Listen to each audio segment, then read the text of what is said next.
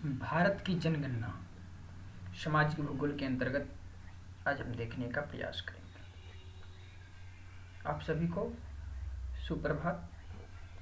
सबसे पहली बात, जनसंख्या के अध्ययन को हम डेमोग्राफी कहते हैं और ये जनसंख्या के जो सिद्धांत दिए थे उनका प्रतिपादन ब्रिटिश के अर्थशास्त्री माल्थस ने किया था और विश्व में पहली जनगणना स्वीडन में हुई थी। भारत में प्रथम जनगणना की शुरुआत 1872 में हुई थी लॉर्ड मेयो के समय और लॉर्ड मेयो की हत्या अंडमान में कर दी गई थी। भारत की नियमित जनगणना 1881 ईस्वी में लॉर्ड रिपन के समय में शुरू हुई और आज़ादी के बाद भारत की प्रथम जनगणना 1951 में हुई। नियमित जनगणना का अर्थ होता है कि जो प्रत्येक 10 वर्ष पे गणना।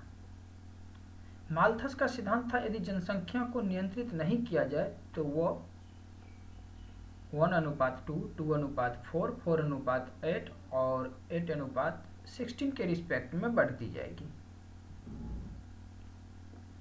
ग्रेट डिवाइड ईयर 1921, जब डेथ रेट अधिक और बर्थ रेट कम हो तो उसे ग्रेट डिवाइड ईयर कहते हैं। जैसे कि भारत में 1921 में थी और 1911 से 1921 तक के वर्ष को ग्रेट डिवाइड डिकेड कहते हैं।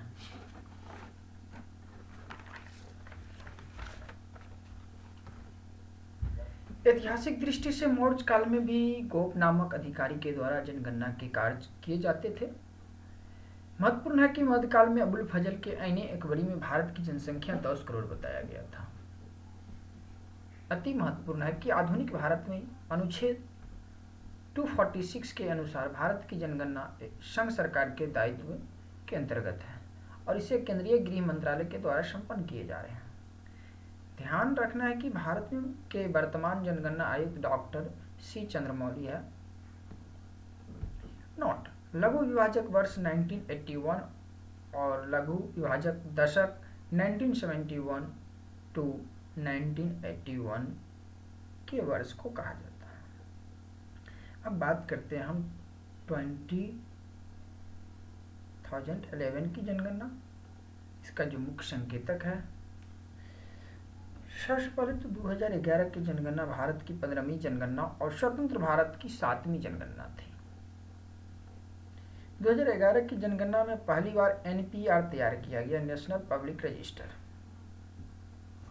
और 1961 से 1971 तक के जनसंख्या के क्षेत्र में सबसे तेज वृद्धि दर्ज की गई थी। महत्वपूर्ण है कि चीन के बाद भारत विश्व का दूसरा सबसे बड़ा देश है जिसकी आबादी 2011 के अनुसार 1,21,000 करोड़ जनसंख्या है, मतलब 1,21,000। जनसंख्या का वितरण भारत में कई रूपों में किया जाता है। सबसे पहली बात तो जनसंख्या वितरण, तो उत्तर प्रदेश में सबसे अधिक है जनसंख्या और उसके बाद महाराष्ट्र में, फिर बिहार, फिर पश्चिम बंगाल में। सबसे कम जनसंख्या वाले राज्य में सिक्किम, मिजोरम और अरुणाचल प्रदेश हैं। और जनसंख्या की वृद्धि की दृष्टि से अगर देखें तो भारत का जनसंख्या वृद्धि दर 17.7% है और दशकीय है जो कि, और वार्षिक वृद्धि दर 1.7% है। सबसे ज़्यादा वृद्धि मेघालय, अरुणाचल और बिहार में हुई। बिहार का वृद्धि दर 25.4% है। सबसे कम वृद्धि दर नागालैंड में जो कि 0.6% है, उसके बाद केरल, फिर गोवा।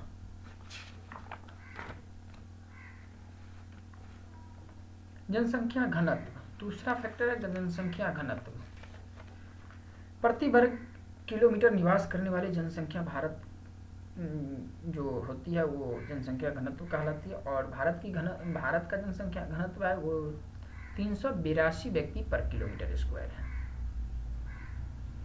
जनसंख्या घनत्व की परिभाषा अगर हम देखें तो कुल जनसंख्या बट्टे कुल क्षेत्रफल बराबर जनसंख्या घनत्व होता है और सर्वाधिक जनसंख्या घनत्व वाले जो राज्य है वो है बिहार की, सबसे अधिक जनसंख्या घनत्व है और फिर पश्चिम बंगाल की और फिर केरल की। बिहार की जनसंख्या घनत्व 1106 है। सबसे कम जनसंख्या घनत्व वाले राज्य को देखें तो अरुणाचल प्रदेश, मिजोरम, सिक्किम। तीसरा, फोर्थ फैक्टर, लिंगानुपात।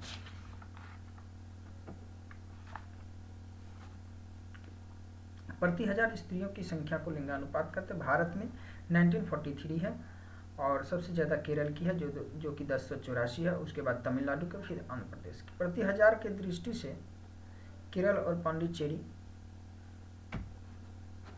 है। सबसे कम लिंगानुपात वाले राज्य हरियाणा, जम्मू कश्मीर, सिक्किम। फिलहाल जम्मू कश्मीर यूटी हो गया है, लेकिन इससे पहले 2011 की जनगणना के अनुसार जम्मू कश्मीर सेकंड स्थान पर है। शिशु लिंगानुपात भारत का जो है वो 919 है और सबसे अधिक अरुणाचल प्रदेश में 972, उसके बाद मिजोरम में और सबसे कम हरियाणा में है। बाल लिंगानुपात यूटी में सबसे अधिक अंडमान निकोबार में और सबसे कम लक्षद्वीप में है। साक्षरता दर, एक व्यक्ति जिसकी आयु 7 वर्ष या उससे अधिक हो और जो किसी भी भाषा में लिखना और पढ़ना जानता हो तो वह साक्षर कहलाते हैं। भारत की साक्षरता दर 73% है और पुरुष की साक्षरता 80.9% है और महिला की साक्षरता 65.4% है। सबसे अधिक साक्षरता दर वाले जो साक्षर राज्य है वो है केरल, मिजोरम और सबसे कम साक्षर बिहार और अरुणाचल प्रदेश।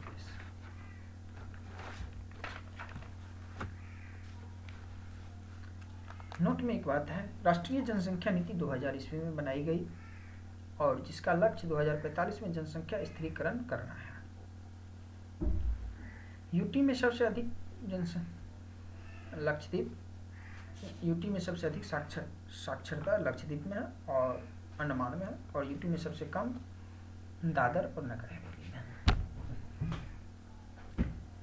अंतर्राष्ट्रीय साक्षरता दिवस जो कि 8 सितंबर को मनाया जाता है और सबसे अधिक साक्षरता वाले धर्म जैन धर्म है, उसके बाद क्रिश्चियन है, जैन की परसेंटेज 86% है और उसके क्रिश्चियन, उसके बाद बौद्ध, उसके बाद सिख के बाद हिंदू और लास्ट में मुस्लिम। नगरीकरण की बात करते हैं तो नगरीकरण में भारत में नगरीकरण की दर 21.2% है। सबसे अधिक नगरीकरण का परसेंटेज की दृष्टि से देखा जाए तो गोवा, मिजोरम, तमिलनाडु। परसेंटेज की दृष्टि से गोवा, मिजोरम, तमिलनाडु और जनसंख्या की दृष्टि से महाराष्ट्र, उत्तर प्रदेश, तमिलनाडु। सबसे कम परसेंटेज में हिमाचल और बिहार। शहरीकरण का दर सबसे कम प्रतिशत में हिमाचल और बिहार। बात करते हैं शेड्यूल कास्ट और शेड्यूल ट्राइब की जनसंख्या।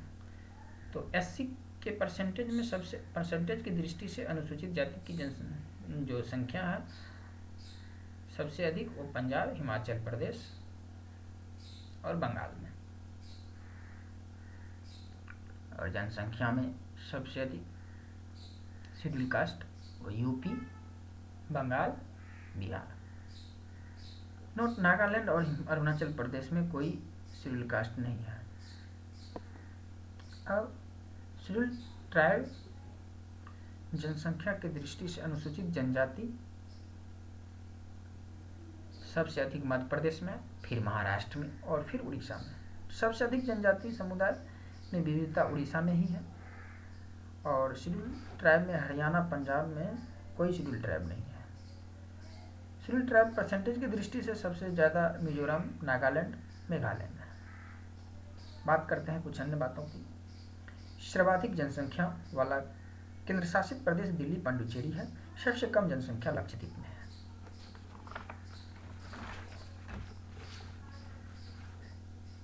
केंद्र शासित प्रदेश में सबसे अधिक जनसंख्या घनत्व दिल्ली में और सबसे कम अंडमान निकोबार में है।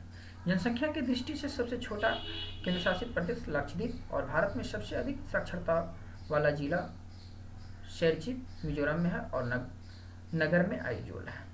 सबसे अधिक जनसंख्या वाला जिला थाने और सबसे कम जनसंख्या वाले जिला दिबांग घाटी है। नगर की परिभाषा के 3 मुख्य बिंदु होते हैं। कम से कम 5000 की जनसंख्या होनी चाहिए, 3/4 गैर कृषि कार्य में हो और जनसंख्या घनत्व 400 प्रति किलोमीटर स्क्वायर से अधिक हो। भारत का सबसे बड़ा महानगर मुंबई, दिल्ली, कोलकाता है और भारत में मिलियन प्लस महानगर की संख्या 53 है। सबसे अधिक यूपी और केरल और महाराष्ट्र में 6 है। धन्यवाद।